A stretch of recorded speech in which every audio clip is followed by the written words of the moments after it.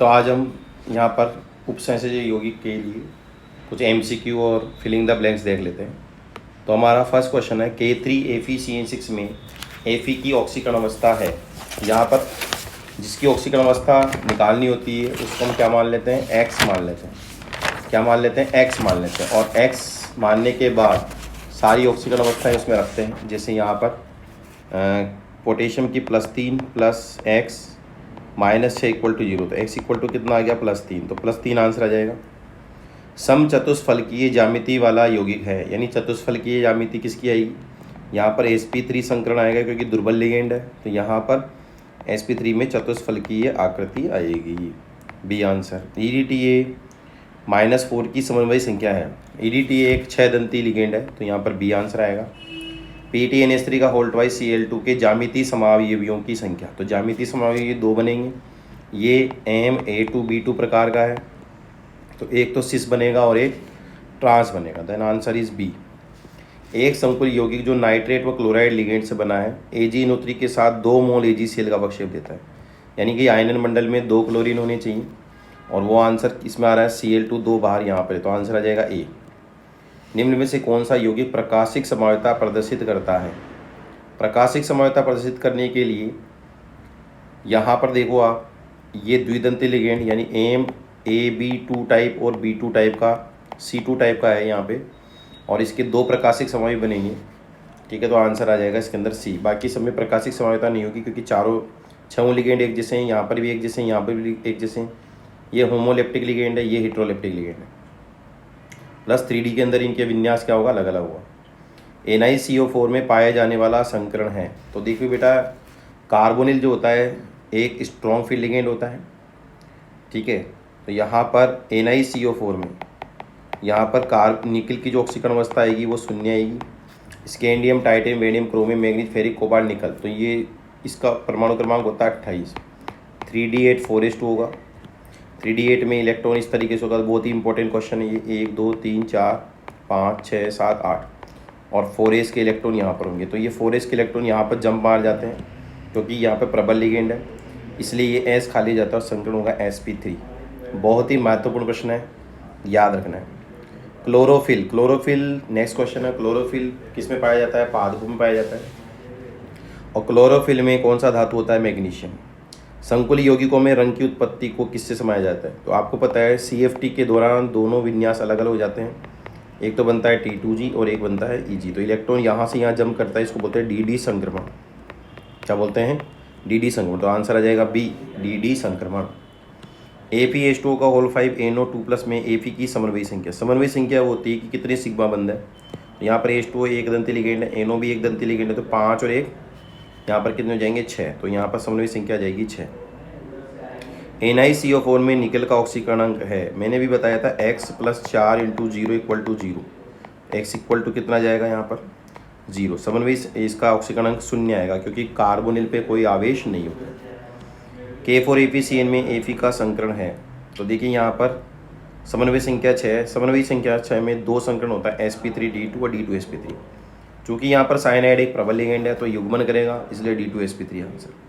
एक संकुल यौगिक का निर्माण किसके संयोग से होता है। संकुल यौगिक में देखो हमें क्या क्या चीज़ें चाहिए होती है, एक तो धातु चाहिए होता है, एक लिगेंड चाहिए होता है, तभी तो संकुल यौगिक बनेगा। हीमोग्लोबिन जो हमारे रक्त में पाया जाता है एक तरह का संकुल यौगिक है, और इसमें कौन सा धातु पाया जाता है, आयरन। नेक्स्ट क्वेश्चन है, निम्न कोष्टक में दी गई, गुरु कोष्टक में दी गई स्पीसीज सामूहिक रूप से, गुरु कोष्टक ये बड़ा वाला होता है, इसको हम बोलते हैं समन्वय मंडल। क्या बोलते हैं, समन्वय मंडल, तो आंसर क्या जाएगा, समन्वय मंडल। निम्न में से कौन सा लिगेंड एक कीलेट लिगेंड है। कीलेट लिगेंड क्या होता है, जो रिंग बनाता है, जिसमें बहुदंतिक लिगेंड होते हैं, जैसे ऑक्सलेट। ऑक्सलेट होता है इस तरीके से, ऑक्सलेट आयन, ये रिंग बनाएगा।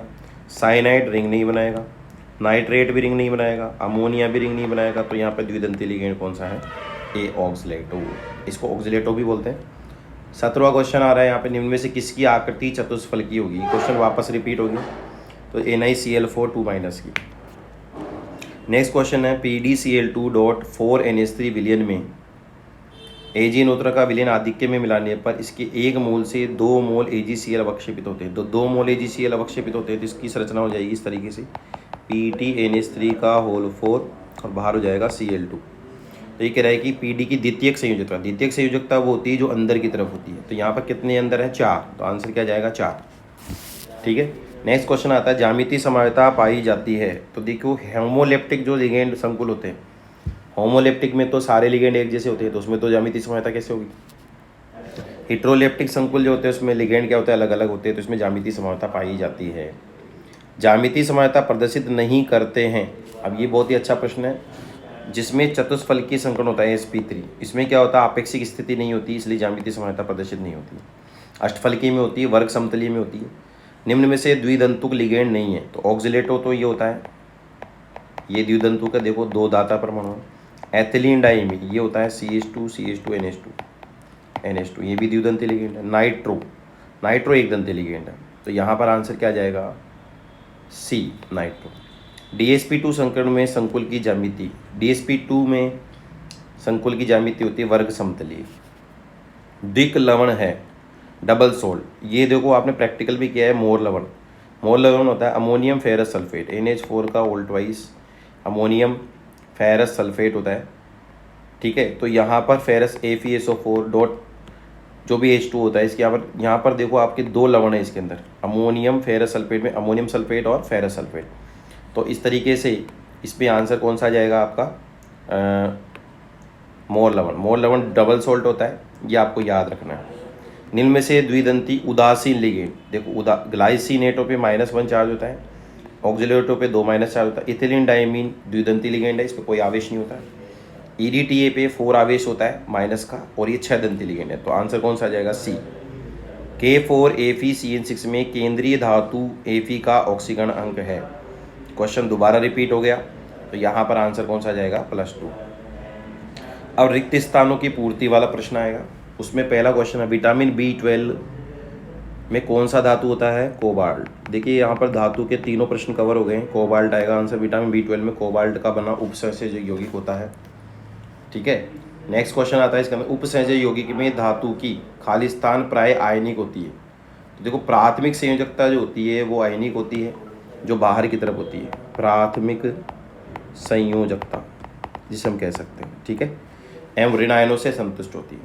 ठीक है। केंद्रीय धातु आयन से जुड़े लिगेंडों के दाता परमाणु की कुल संख्या, देखिए केंद्रीय धातु परमाणु से जुड़े लिगेंडों की कुल संख्या क्या कहलाती है? उपसह संयोजन संख्या। क्या कहलाती है? उपसह संयोजन संख्या। चौथा क्वेश्चन आता है, केंद्रीय धातु परमाणु का लिगेंड की उपस्थिति में, केंद्रीय धातु परमाणु आयन से जुड़े आयन या अणु, चौथा क्वेश्चन है, ये कहलाते हैं लिगेंड। ठीक है ना।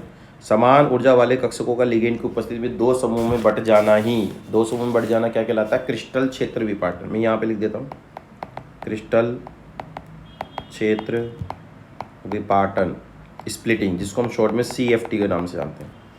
गुरु कोष्ठक के अंदर लिखी स्पीसीज संकुल, गुरु कोष्ठक के अंदर लिखी हुई स्पीसीज क्या होती है? संकुल। तरह गुरु कोष्ठक के बाहर लिए गए आयन, गुरु कोष्ठक के बाहर जो आयन होते हैं उनको बोलते हैं प्रति आयन या काउंटर आयन, बाहर की तरफ।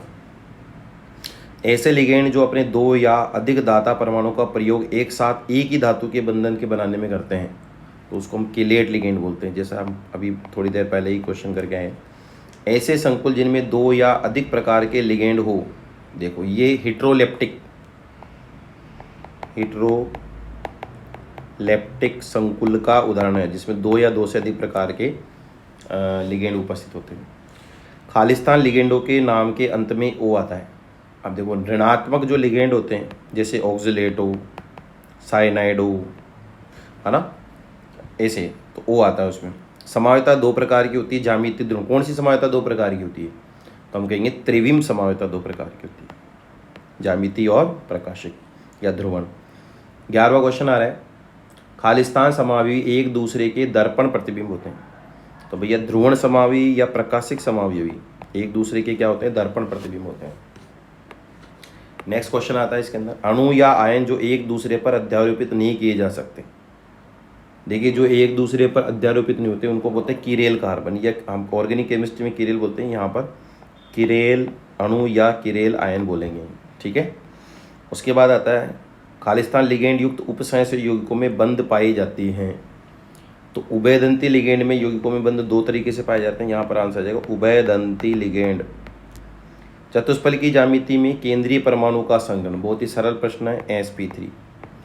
खालिस्तान का उपयोग ट्यूमर वृद्धि को रोकने के लिए, तो ये उदाहरण है उपयोग से सिसप्लेटिन या समपक्ष प्लेटिन, ये बताया था, ट्यूमर कैंसर को रोकता, कैंसर की दवाई। ये हो गया रिक्त स्थान। अब छोटे मोटे क्वेश्चन है यहाँ पे, प्रत्येक का उदाहरण दिया। होमोलेप्टिक संकुल क्या होते हैं, जिसमें एक ही प्रकार के संकुल पाए जाते हैं, एक ही प्रकार के लिगेंड, जैसे K4 AFCN का होल 6, यहाँ पर एक ही प्रकार के लिगेंड उपस्थित है, तो ये होमोलेप्टिक सिक्केट हो गया। द्विदंती लिगेंड अभी हमने पढ़ा था, इथाइलिन डाइमीन है, ऑक्सिलेटो है ना, ये सब द्विदंती लिगेंड है। किलेट लिगेंड क्या होते हैं, जिसमें रिंग पाई जाती है, जैसे EDTA, ये किलेट बनाता है, EDTA 4-। कैंसर उपचार में, जैसे ये क्वेश्चन है, कैंसर उपचार में प्रयुक्त संकुल कौन सा होता है, सिसप्लेटिन होता है, सिसप्लेटिन, ठीक है। द्विलवण तथा संकुल में अंतर समझाते हुए प्रत्येक का उदाहरण दीजिए। तो देखो द्विलवण क्या होता है, जो अपने दो आयनों, दो लवणों से मिलकर बना होता है, ठीक है। द्विलवण क्या होता है, जो दो लवणों से बना होता है, ठीक है। द्विक लवण में क्या होता है, जो दो लवणों से बना होता है। जैसे यहाँ पर बहुत सारे एग्जाम्पल है, एक तो अभी अपन एग्जाम्पल पढ़ के आए थे, मोर सॉल्ट, ठीक है। मोर सॉल्ट क्या होता है, अमोनियम फेरस सल्फेट, क्या होता है मोर लवण जिसको बोलते हैं, ये होता है NH4 का whole twice AfSO4.6H2, ammonium ferrous sulphate.